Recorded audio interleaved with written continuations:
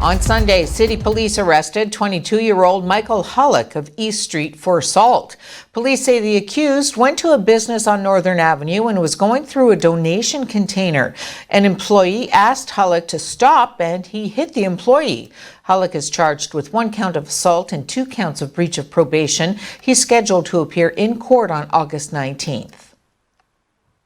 On July 6th, city police arrested 28-year-old Linda Lafreniere of Blind River and 25-year-old Joshua Wilson of Farwell Terrace for possession of a controlled substance for the purpose of trafficking. Police say the 2 accused were seen leaving the downtown area in a vehicle at a high rate of speed. Officers located that vehicle and found a bag containing approximately 14 grams of cocaine and brass knuckles. Lafreniere is charged with 1 count of possession of a controlled substance for the purpose of trafficking and 1 count of possession of a prohibited weapon. Wilson is charged with 1 count of possession of a controlled substance for the purpose of trafficking, 1 count of possession of a prohibited weapon, and also 1 count of possession of a prohibited weapon contrary to an order. Both were held for bail court. An Ontario man who sexually abused his young daughter and a teenage family friend has been sentenced to 3.5 years in prison after a judge found he showed a lack of insight into his actions. The man, identified only as JS, pleaded guilty to 1 count of sexual touching in connection with his daughter and 1 of sexual assault related to the friend. Court heard the sexual assaults occurred while the daughter, whose parents are divorced, was visiting her father and spanned 4 years, starting when she was 8. After she came forward about the abuse in 2016, court heard another young woman, a close family friend, said JS had sexually assaulted her after a party while she was passed out from drinking.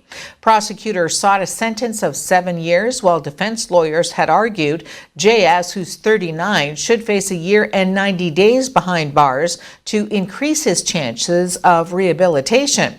In a recently released ruling, an Ottawa judge said that while JS is considered to pose a low risk of reoffending, his comments to a psychiatrist who assessed him indicate a serious lack of insight into the seriousness of his actions and the risks that he presents to children. The psychiatrist noted JS knows sex with children is wrong, but seems to have incomplete understanding of the idea of consent and the fact that children cannot consent to sex. Ontario wants to give midwives across the province the ability to prescribe a wider variety of medications, a move those in the profession say could help improve patient care.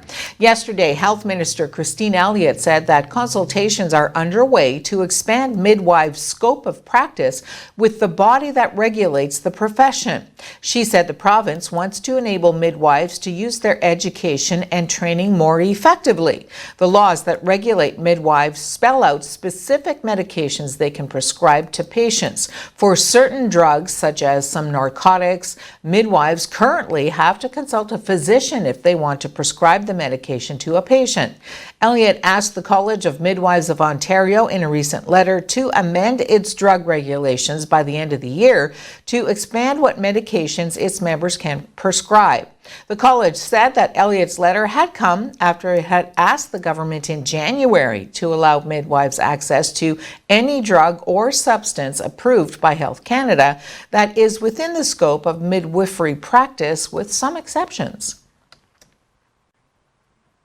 The cause of a service outage that affected voice calls on numerous Canadian mobile brands starting on Sunday afternoon remained unclear yesterday, as carriers said only some customers continue to have problems. TELUS, Bell Canada, Freedom, and Rogers experienced problems with voice service about the same time, but restoration began late Sunday. None of the carriers had publicly stated a root cause of the disruption as of yesterday afternoon. The degraded quality of service included dropped wireless voice calls and an unspecified number of customers being unable to place or receive wireless voice calls. There are 2 babies here and 7 adults. It is clear that there's been an effort pursuant to last week for an outright cover-up. Texas Democratic Congresswoman Sheila Jackson Lee alleges that the Department of Homeland Security is engaged in a cover-up after an inspector general's report that found poor conditions and dangerous overcrowding at Texas border stations. I want to tell you why I came.